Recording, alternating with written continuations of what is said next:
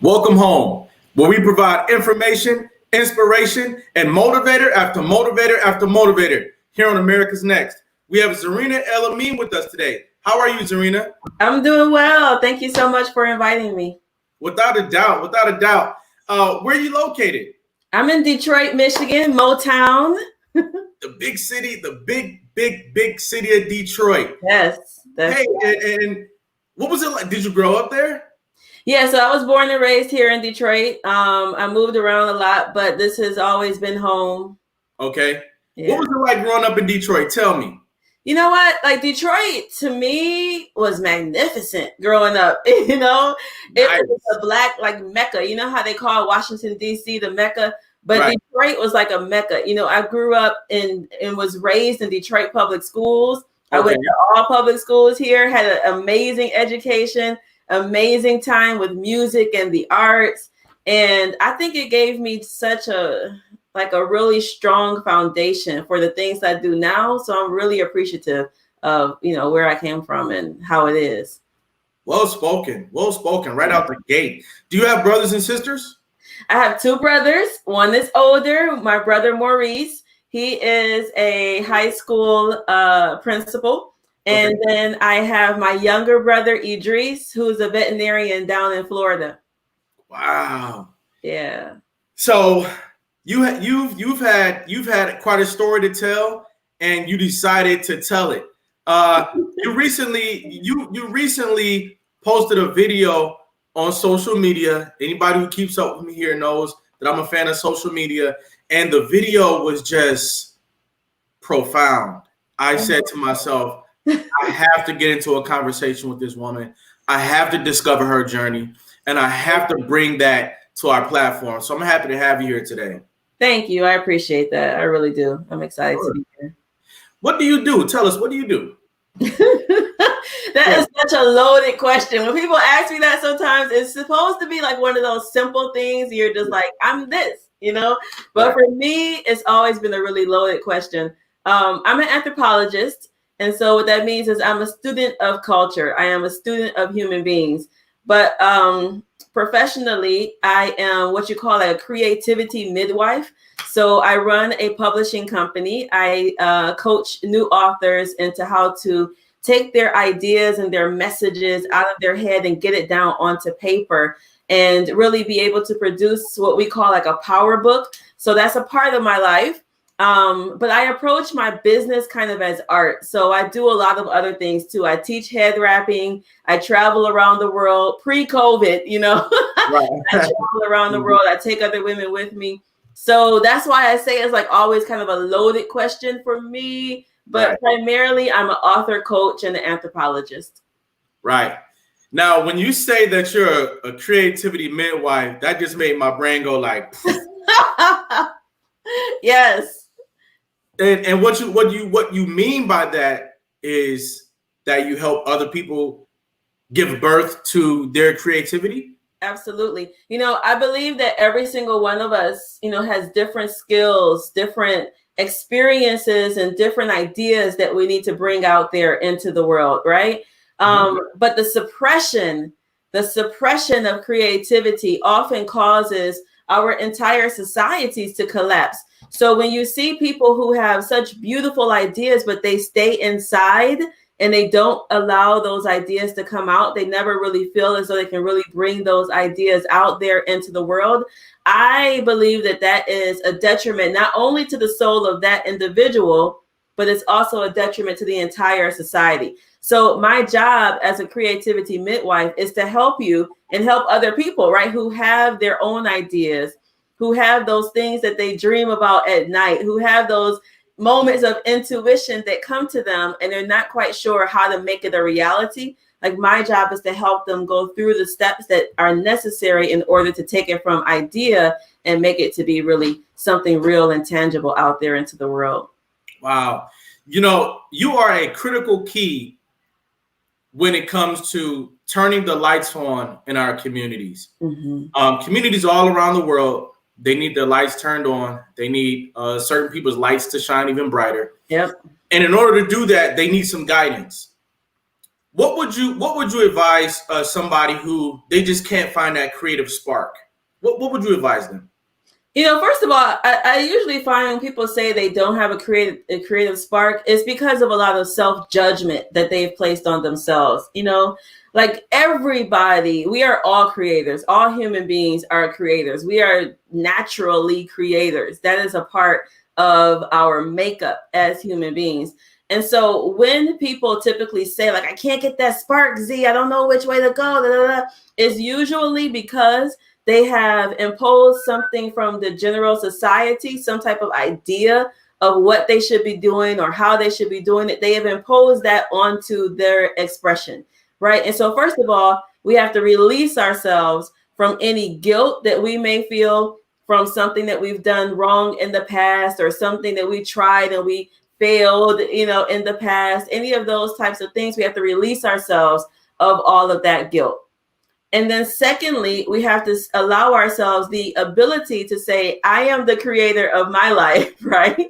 I am the architect here. I am the designer here. And what I do and what I produce may not look the same as A, B, C, D, E, F, G out there. It may be totally different. So I think those are two of the critical things that need to happen first. First of all, you got to forgive yourself from anything in the past, right? Allow that to go. See it as a lesson, you know, versus a quote unquote failure. And then the second thing is to look at what society has imposed on you as to what you feel like the way that it needs to go, and recognize that you are the creator here and you are the architect and you are the designer. And so you get to do this thing differently than what somebody else or how somebody else may do it. Does that make sense? It makes so much sense that I'm already inspired this morning. And what I'm hearing you say is that if life happened inside of a vehicle, that we need to, whether it be climb out the trunk, climb out the back seat, climb out the passenger seat, and get into the driver's seat. Is that what you're saying? Yeah, you know, because I'm an anthropologist, I study culture, right? I study people, and culture are those things that are enforced upon a group of people, right? They're the shared values. They're the shared views of looking at life. They're the shared ways of being human, right? And sometimes, you know, as individuals within a particular culture, and we can have multiple cultures, right, within us, but sometimes as individuals within a particular culture, we can not necessarily understand that the box has been placed around us. Like we think that we are free. We think that we are acting with our own agency. We think that we are acting upon our own ideas. But how often is it that that box has been placed on us and we don't even recognize it? So we have to slow down. I call it like a soul audit. This is a process that I use with some of my clients. It's called like a soul audit. So we have to like slow down, like slow it down, dial it back, look at really what's happening in our life, and then tap into how do I truly feel? Like really, like without like what your grandmama told you or your daddy told you or your husband told you or your wife told you. Like how do I really feel in this moment? And what adjustments do I need to make, right? And you have the ability to, as you said, jump into the driver's seat. Once you know exactly, you know, like which way you're trying to go. If you just jump up there and you're just all over the place, like, you know, you'll eventually get somewhere, but it's going to take you a lot longer. It's not going to be as smooth of a process as life already is going to be kind of wacky, right? But it's not going to be as smooth of a process. So I think like slowing down, doing that soul audit, kind of going internal, seeing where you are, and then beginning to orchestrate some paths is a really smart way for us to go about it. Okay. And so basically people need to get centered. The first thing that people need to do is get centered. So if you're out there and you feel like you don't know where your creative spark is, you feel like you don't have one, the first thing that you need to do is you need to get rid of some excess baggage, and you really need to center yourself. Now, does that entail any level of meditation or just a certain amount of quiet time in your daily routine, just to find yourself? Yeah, I think that, again, like, as human beings, I know I say that a lot, but it's true for me.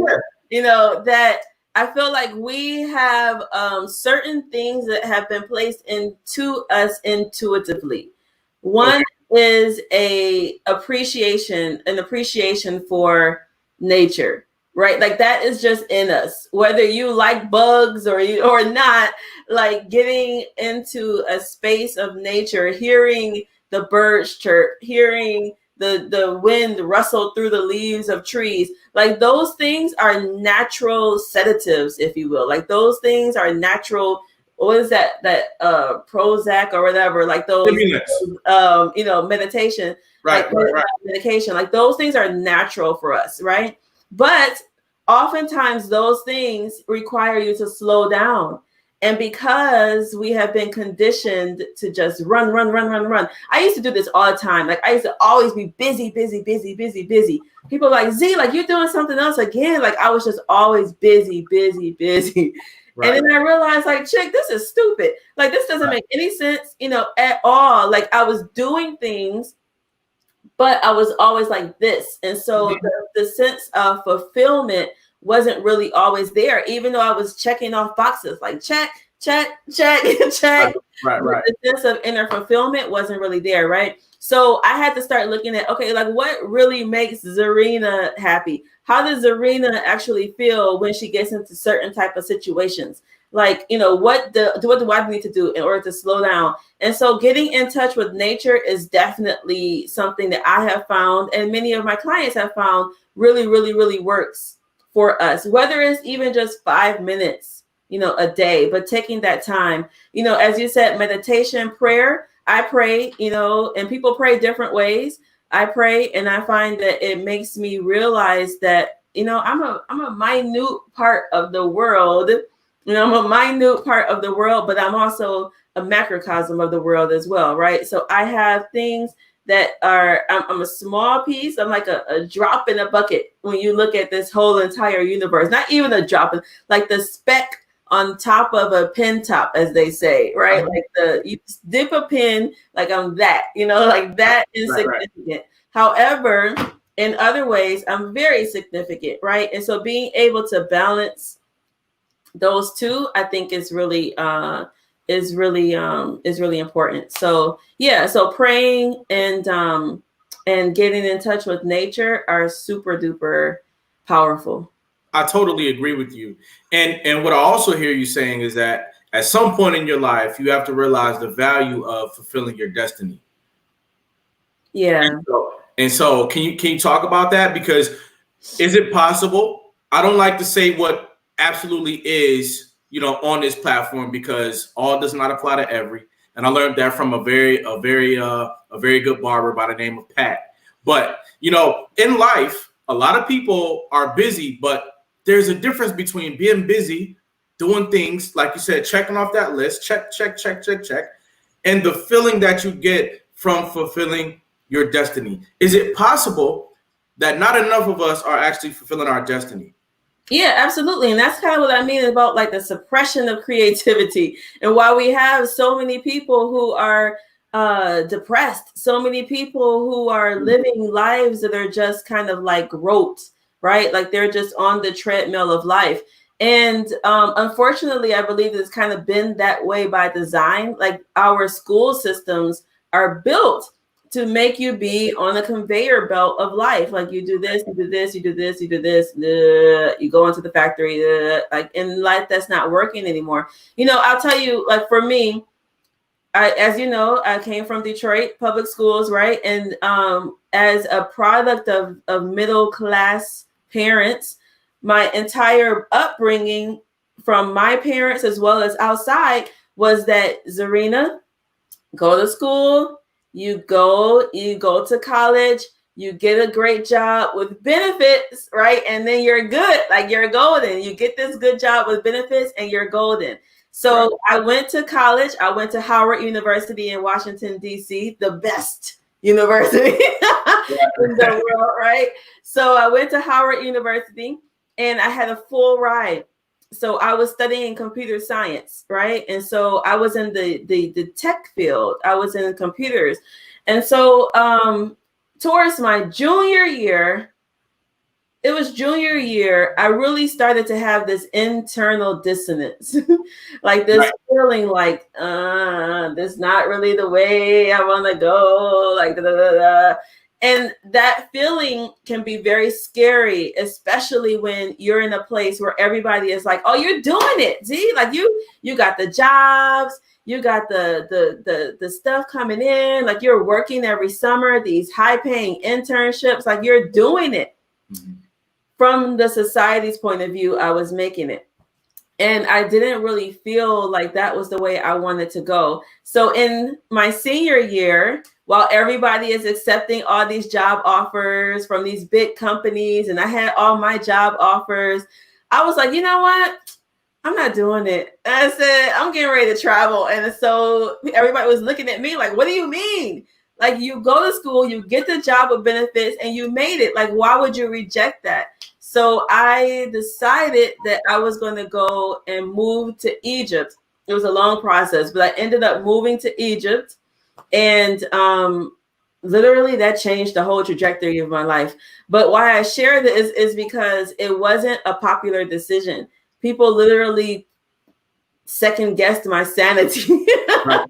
Like, why would you do anything like that? Like, you're going to take a position in some place that you don't even know anybody, that's like maybe a fourth of the salary of what you would be making here. Like, why would you do that?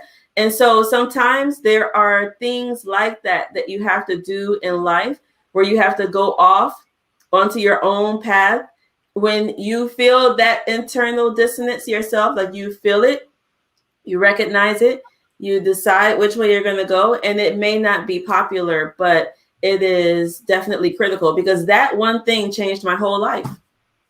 You know, I want to pause right here and let you know how heroic it was for you to make the decision to listen to that internal dissonance and what your soul had to say. Mm-hmm. Your soul started speaking. Mm-hmm. And I realized that, for one, you heard it. So kudos to you for listening to your soul, telling you that you had a greater, grander purpose that would allow you to live in hundreds of people instead of just living in your own self, in your own bubble, and whatever skyscraper you would be living in right now.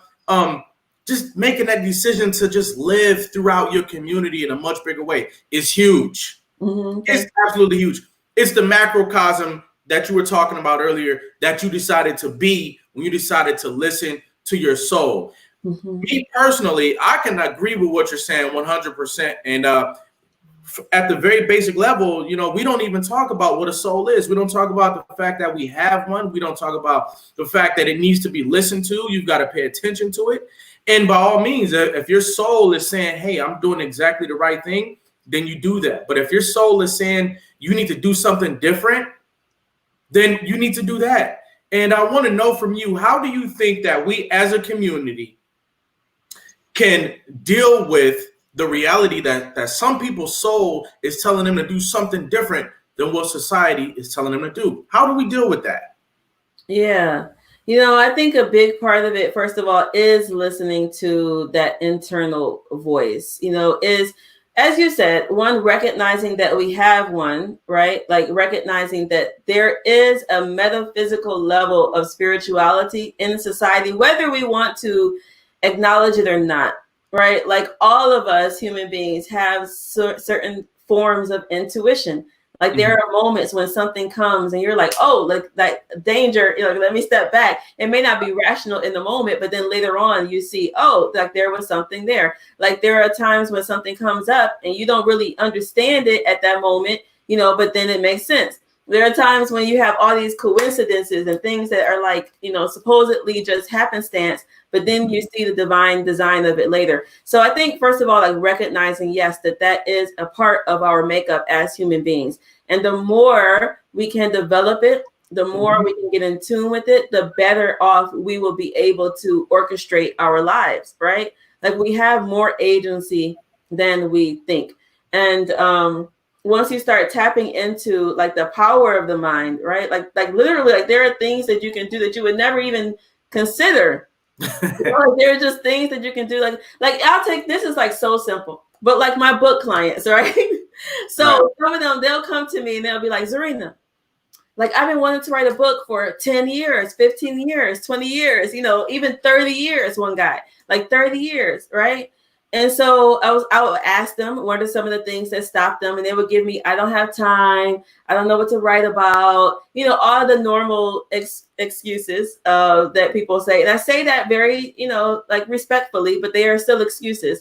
And so at one point, I say, okay, listen, like you're going to have to make a decision. Do you want to do it or you don't want to do it? If you want to do it and you clearly in line or get in line with that intention that, yes, I want to complete my book, you will start to see that other things will start to come to you and make it easier for you. However, if you're like, oh, maybe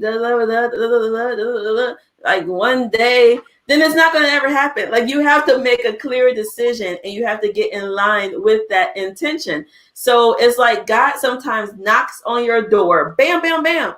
And then you're like, I'm not going to answer. So you go the other way. And then he comes back like, the next, bam, bam, bam. And you're like, like, dang, why is he coming back again? So you just like, nope, you go the other way. And so literally at some point, like either you're going to open the door and you're going to get in line, or not going to come anymore. Like just not going to knock on your door anymore, right?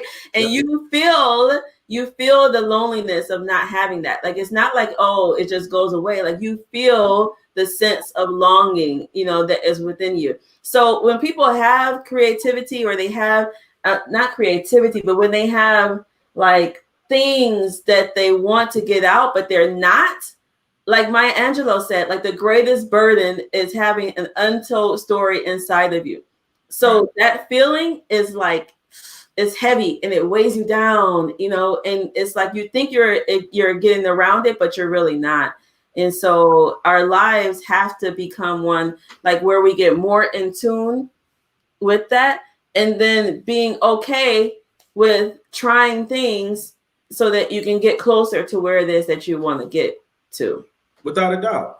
And then also there's a level of support that's needed when somebody decides to go a more creative route with their life. Me personally, I'm a big supporter of the idea that in order to make our human society a better thing, we need to create new things. There was a time when people were inventing new things, month to month. Every decade you could stand back and you could tally the number of inventions, or maybe you couldn't even count. There were so many. But I think that we've slowed down and from a creative standpoint in our society today. And I think that we need to ramp that back up. And so if somebody decides to start manifesting expressions out of themselves, or just pulling things out of the nebula of their mind, out of their soul, I think that we need to support it, because it could be those expressions that could make our society a better thing. And what I want to raise awareness about right now, and I'd like for you to speak to it, because your journey has turned out to be amazing. What does our village need to do different? What do our parents need to do different when your child decides to become a creative? Because sometimes the reality is that, like you said, they'll second guess your sanity. They'll say, oh no, you're deviating from the right path. Why would you ever, what do we say? What do we say to our village doesn't really believe in this creativity, if you will? Yeah.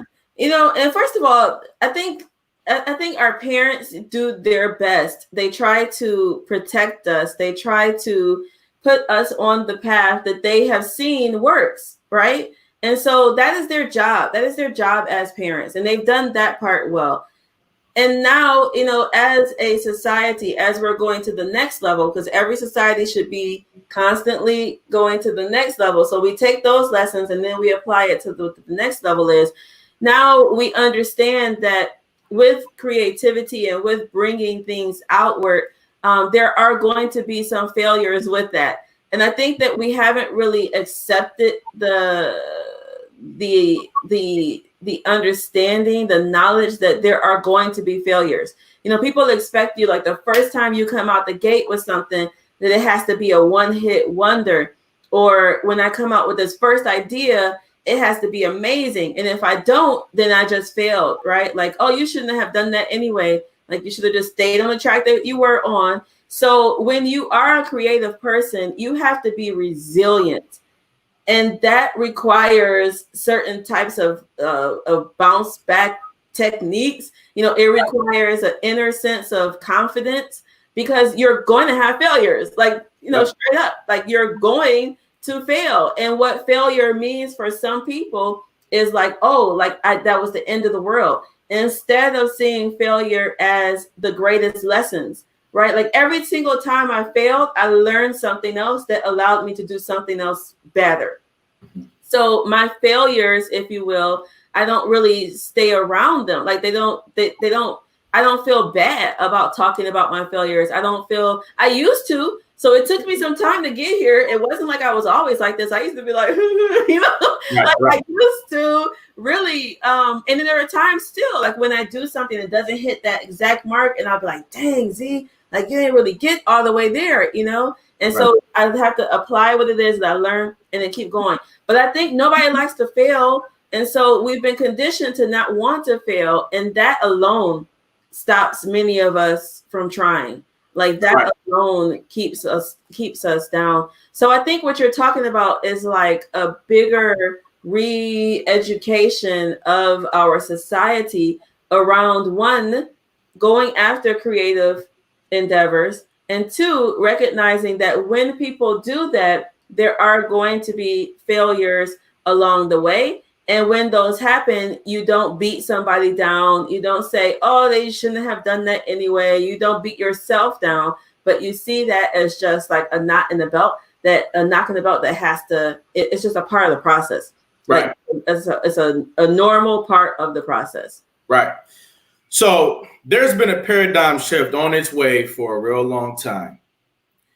Our willingness to be creative is part of that paradigm shift. And so we need to be able to deal with it effectively and productively. And so, you know, one of those ways is, like you said, somebody decides to be a creative, because we know we all have creative potential. You be supportive. Take a step back and watch. Their first endeavor might not be a top-notch success, but they're on their way. Eventually, we'll create things by divine design, like you said earlier, that will have huge payoff at the end of the day. And in your case, you decided to write a book, and then you decided to encourage other people to write books. Is that correct? Yeah, that was a part of the process. You know, like I said, I did my master's in anthropology. And as a part of academia, you have to write a massive paper, right? So for my master's, it was the thesis. For a PhD, it would be the dissertation.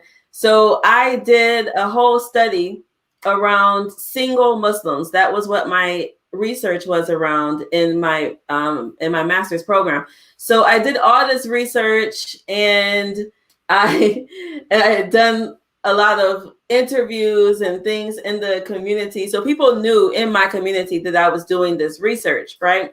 So when the study was done, you know, they were like, well, what did you find? What are the results? So I was getting all these like emails about what the results were, and people wanted to know, and this and this. And so I was replying back, and after a while, I was like, this is for the birds. Like, I can't keep writing the same email, you know, over and over and over again. So I was like, hey, why don't you just read my thesis? You know, I have this whole thesis that I wrote on this. And they were like, I don't want to read your thesis.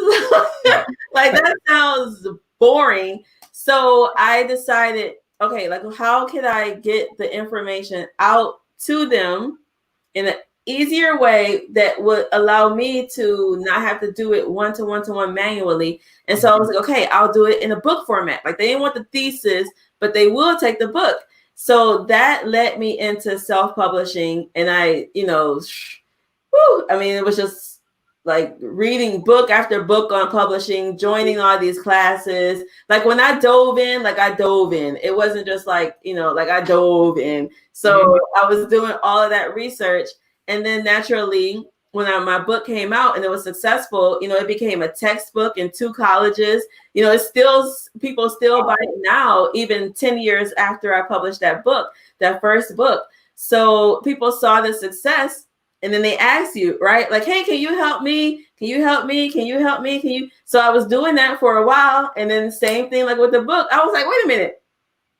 How many times am I just going to keep, doing it like this? And so that's what led me to starting my own author services company.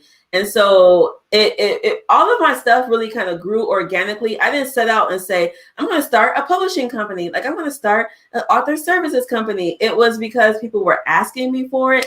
And then I saw the benefits, like I saw the results that people got, and the satisfaction really that people got from putting their own messages out there, from building their own tribes, from beginning to attract clients and things to their businesses, for leaving a written legacy. Now that's a big piece for me. Like legacy is big for me, but people leaving a written legacy is huge, right? And so there's a power that comes with the spoken word. There's a power that comes with the written word. There's a power that comes with books.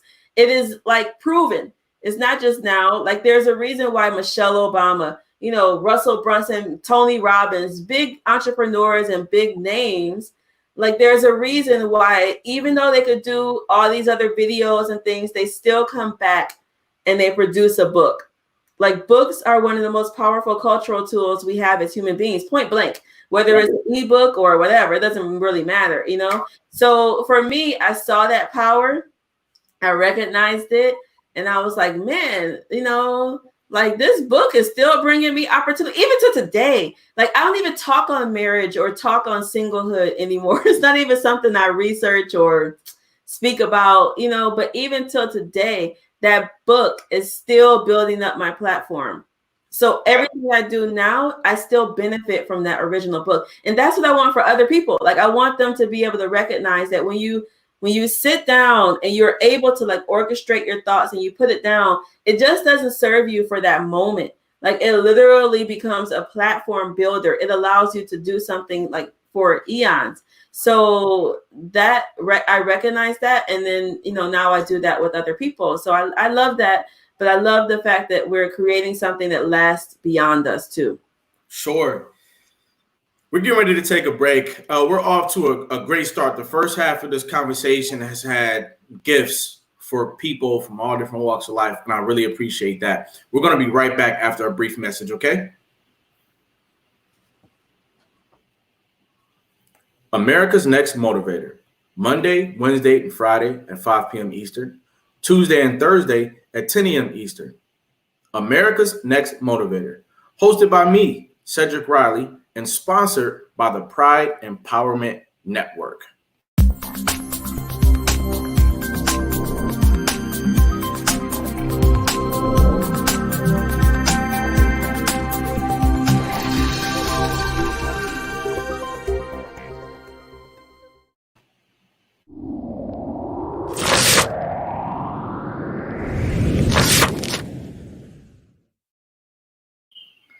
Ladies and gentlemen, I want you to take this time out to share this stream. Let a friend know that we're having a great conversation over here with Zarina Elmeen, and let's make it a great thing. And we're back. Zarina, I want to ask you, what is the power of book writing? Yeah. Book writing, it is one of those things that it's just so many different levels to it. Like I always say, our clients come in and we call them like power authors, and they're writing a power book. And what that means for us is that there's like 3 levels to the book writing. And so the first is that when you write a good book, not just any old book, but when you write a good book, you're able to build up your business and your movement. So for entrepreneurs, for people who are producing things and they want to build, a network or a tribe around what they're doing, a book is one of the best ways to indoctrinate people into your system, into your philosophy, into your way of looking at life and doing the things that you do. So people come to us because they want to utilize book writing to build up their business and their movement, right? But the second level of book writing that is powerful is that it allows you to leave a written legacy. And this is what I mean, like when you're producing something that is going to be here long after you are gone, right? You're producing something that is going to be here and be able to impact people long after you are gone. So like when I think about legacy, like right now I'm working on a project with my father and some of his peers, right? Like we're working on a book of 44 Black Muslim elders. So the book is called At Their Feet, and it's going to be a compilation of like 44 stories of wisdom, lessons, all of that, right? And so when I think about that, right, this is like the legacy. These are ideas that if we do not capture them, they will end up 6 feet in the ground, point blank, right? Point blank. Every day we are losing the elder. And so I'm going to tell like you and your audience, make sure that you talk to your elders and you're asking them questions and you're capturing their knowledge and you're capturing their experience and their wisdom, right? Like make sure you're doing that while you can, because none of us are promised tomorrow. And these people have lived life for a reason. They are still here for a reason. So it's incumbent upon us to ask the questions, to get the knowledge so that we can then implement that into our own lives. We should not be repeating the exact same lessons that our grandparents and the great uncles of the society, have done. They went through that already. It's their job to share with us. So it may be painful for them, because not every lesson it comes with like a pretty bow, right? It may be a painful lesson that they had to go through, but I think it's their job to share that with us so that we can then get that and then not have to repeat. We don't want to keep doing like this, like the same society just coming back and back. Yeah. What I think about what you're saying right now is that it is magnificent. It is excellent. Mm-hmm. And this is what we need to coach our communities into doing. And I'm talking about all communities. Yeah. Is that we need to be number one, telling our stories. We need to be not just telling them though, we need to be writing them down. Yeah. And then we need to be garnering respect for them, because a person's story it could be a 20, 30, 40, 50, 60, 70, 80, or 100-year journey that we can then use to benefit the next generation. Absolutely. Yeah. And so when I look around and I see Tammy might have grew up in foster care. Mm-hmm. Tammy doesn't listen to anybody because nobody's like Tammy. Mm-hmm. Her family's not around. And Tammy has an internal dissonance that's telling her that she wants to be somebody who travels the world. She wants to be somebody who's not always perm in her hair, flat out in her hair. She wants to wear her hair natural. She just wants to be herself. Mm-hmm. If Tammy could discover the story of Zarina El Amin, mm-hmm. her whole world could be totally different. Yeah, absolutely. Right. Absolutely. And so what I see is that instead of me condemning Tammy for poor choices in her life, I need to be looking for an effective story like yours. Right. Yes. That she can use to identify with, because it can't be Tammy's fault that nobody is like her that she can relate to and identify with so that she can grow. We all need people that we can identify with in order to grow. Yeah. And so I see humongous value in what you're saying. In fact, I believe the very same things. It's one of the reasons why I created this platform. Mm-hmm. And so I want you to just continue to go in. Go in means expound on this reality that we need to create stories and we need to preserve them. What is the long-term benefit of that? Yeah. I mean, think about it. Like, imagine like the impact that one of us would have if we had a book that was written by our great grandfather or something. You know what I mean? Like, even if he didn't have to be like some big man or some, like, he was the first person that started this type of company. Like, it didn't have to be all of that. But even just knowing their story from their perspective, like, how powerful would that be for us? So we have the ability to do that for those that we're still connected to right now, those who we haven't lost right now. And then we have the ability to do that for the future generations. And so whether it be in your family, like some people say, well, I don't have kids. It's not all about just your, DNA. It's about the society at large. So we have that ability to do it now. And it doesn't make sense that we're not, it doesn't make sense that we put it to the side, or that, we just keep letting people pass every single day and it just goes into the ground. It just goes straight into the ground. So I'm on a mission to kind of stop that.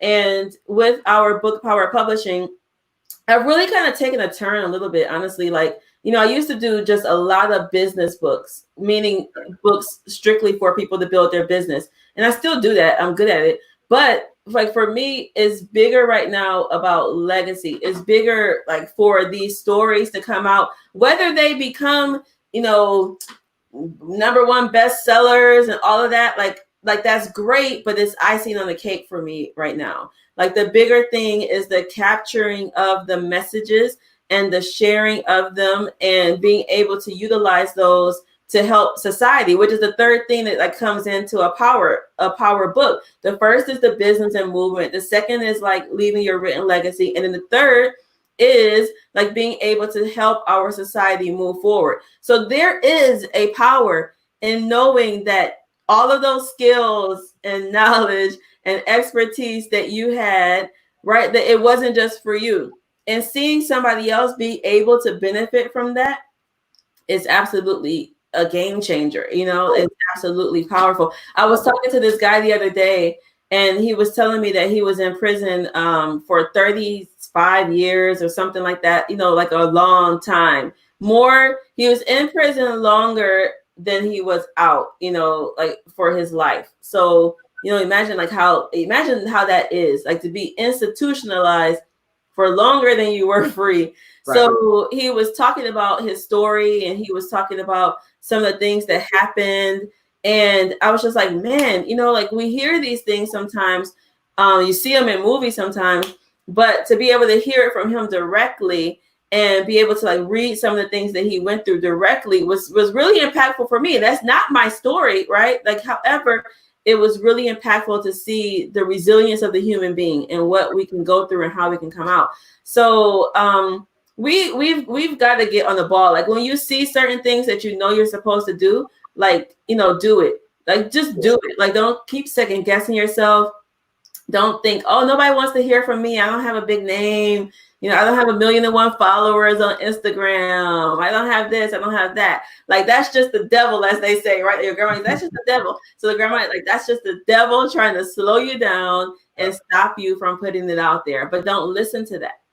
We have a responsibility to create a depository of stories like yesterday. Yes. Yeah. Like you're saying, just because you're an older man and you don't think that you were a celebrity and your story's not worth telling, there's value in there. An old man I used to watch every day come home from work. He worked in the factory. He used to come home every single day. As soon as he got home from work, he would start, before he even got in the shower, he would start ironing his clothes for the next day. Before he even sat down and ate dinner, he would start ironing his clothes for the next day. As soon as he hit the door, start ironing his clothes for the next day. Wow. A lesson like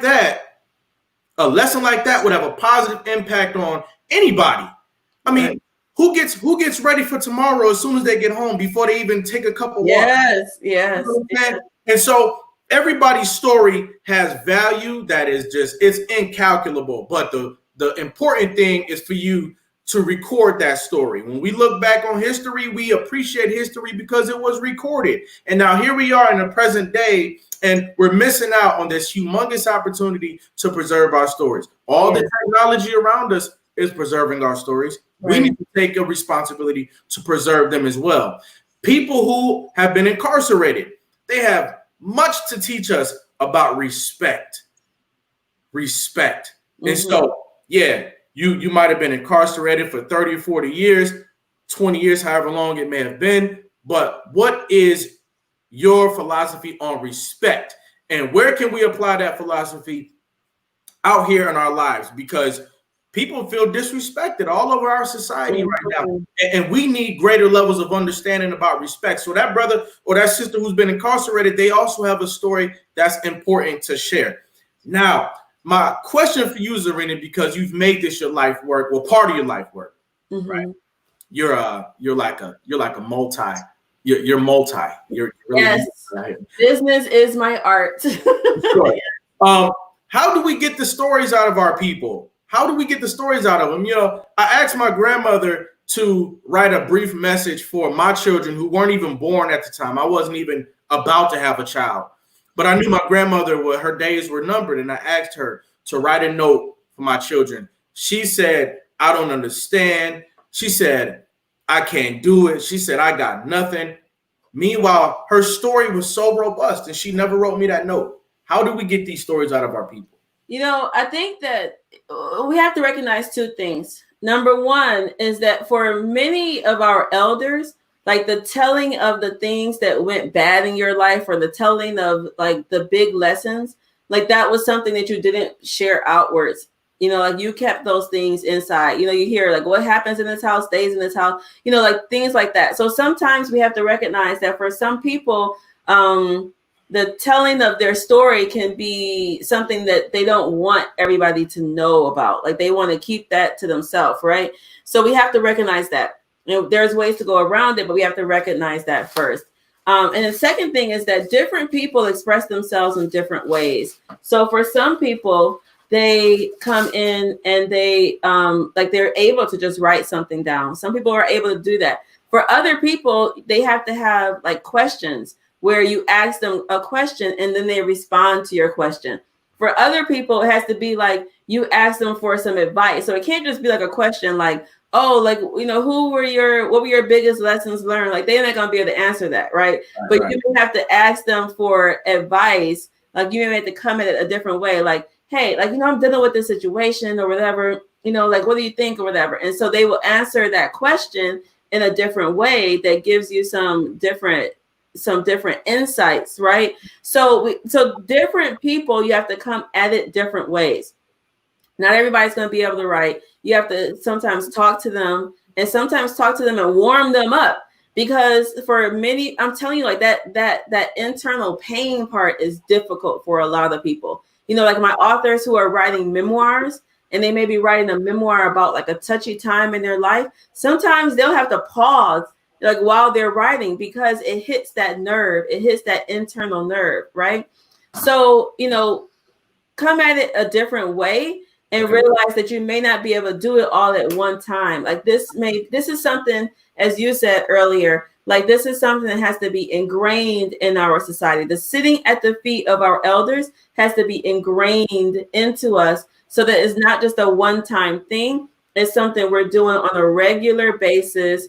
And so that allows us to build that relationship. It allows them to see that we respect what they have to say, and that we want to know the good, the bad, the ugly. Like we want to know all of it. And it doesn't make us look down on them any different.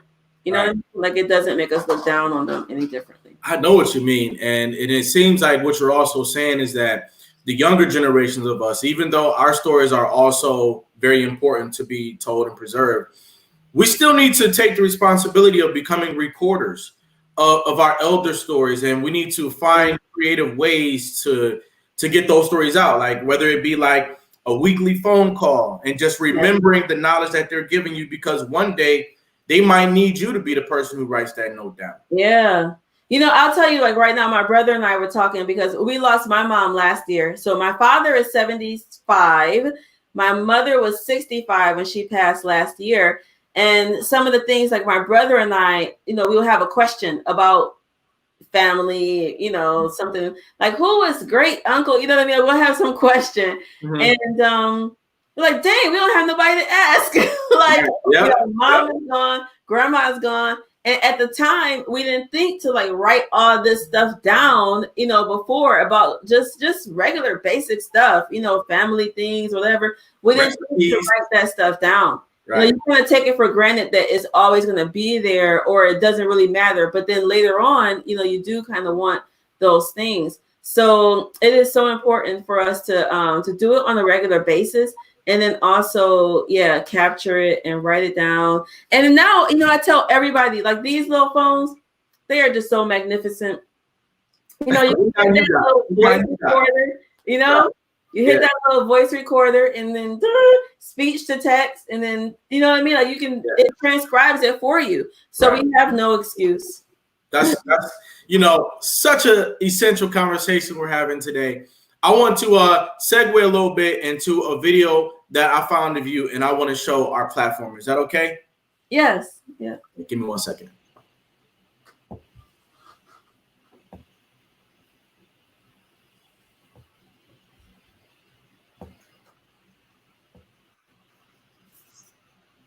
The famous poet Maya Angelou said, "There is no greater agony than bearing an untold story." And I add that every woman has a story. The question is, are you sharing yours, or is it simply buried deep inside? My name is Zarina Elamine Naeem, and I founded Enliven Your Soul to teach women how to bring their story to light and use their gifts, skills, and talents to create a freedom business of joy and prosperity. A business that is not only financially profitable, but spiritually profitable. So what I'm talking about is how you can actually build a profitable hobby with what you're doing. What's your story? What idea do you have that could literally be a game changer for you and your family? In what ways would you like to see your life evolve? What's holding you back? You have to develop the mindset. You have to develop something which I call like your inner armor. If you're like most people, you know that there has to be more to life than this. Working at a job you hate or being in a stagnant business that isn't cutting it just isn't the way life's supposed to be. You want to feel fulfilled by doing something that you love. For me, being an entrepreneur with a freedom business gives me the ability to travel, set my own schedule, and live life on my own terms. Incredible. Thank you. That was such an inspirational clip, and people can look you up on YouTube and watch the entire video. I wanted to watch the whole entire video, as you can see. But, you know, we only have a limited amount of time here today. And I couldn't help but to notice that not only did I think that your story was great, but the way that you were presenting yourself, your actual garments were also seemed to be inspirational. Can you talk to me about even like the garments you have today on your head? Can you talk about that? Yeah, you know, fashion has always been something that is an expression. You know, like there are certain things that communicate about you without you opening your mouth. You know, and fashion is one of those things. When you think about the ways that people dress around the world, right? It can signify like what tribe they're from, all of those different things. So for me, I've always been one to kind of take liberty or wear whatever I felt like wearing, you know, within my way, within my views of modesty for myself and those things. So head wrapping was a big part of that. Most of my clothes are made, you know, I get a lot of my clothes made from when I travel, or I have some tailors here. And, you know, that's actually really interesting. I find like the differences between America and some other, like what you call like third world countries, that in most parts of Africa, like all clothes are typically custom. You know, you go to the tailor, like you go get your stuff made, you draw it out and they make it for you, right? And here, we don't really have that sense of expression as much, in the fact that we can easily go get something made. It's not ingrained in us. You know what I mean? It's not ingrained in us. Right. For me, travel and just being able to dress the way I want to dress is always a big part. And now what I'm trying to do is I want to get to where the cloth itself, like the fabric, I want to get to where I know where the cloth itself came from. You know, like like who planted that cotton? Right. And, oh, wow. All the way down to the process. Yeah, the whole chain. So that's my next level. So that even like everything I'm wearing, like I know exactly where it came from, like from the seed, from the plant itself. And for me, I love that. I love the fact that I have stuff that nobody else has. It's like my own unique style. Nobody has the exact same thing. I love that. And I love that I get to express myself in the ways I like to. Very, very, very inspirational today. Hey, our time is just about up, but I have 3 questions for you that we ask all of our guests. These are very important snippets of this interview, and I'd like to know from you, what is survival to you? Oh, survival. Survival to me is built into resilience, meaning that, like you have to continue to move forward. When you have something that slows you down from whatever it is, like you continue to move forward. So like if we don't have any, if the farming industry goes down, how am I going to survive? Like I have to continue to move forward either by planting my own stuff or finding some other ways, So I think survival to me is adjustment, and it's like pivoting when you need to, and it's making a way happen with no excuses. For sure. And we see your son over there too. How you doing, young man? Yeah. And so, hey, we got about a minute and a half. We got about a minute and 10 seconds left. I got 2 more questions. What is success to you? Success is my own definition of success. Success is different for every single person, but it means that, you go after your goals and you continue to move forward. Again, like you go after your goals and you hit some of them and you keep going. Without a doubt. And what is greatness to you? Greatness, woo! I think all of us are great, in our own ways. All of us are great, but greatness is also a sense of gratitude for what you have and what you're doing. So greatness to me comes with a sense of gratitude. For sure. Zarina Elamine, I want to let you know that I respect your work. I commend your work. I see you, and that you are one of America's next motivators. I give you your crown today. I give you a crown today. Welcome to the Pride Empowerment Network, and great conversation. Looking forward to talking to you in the future. And this has been another great installment for our viewership here on America's Next Motivator. Thanks, everybody. Thank you. Bye-bye. See you later, young man. Bye.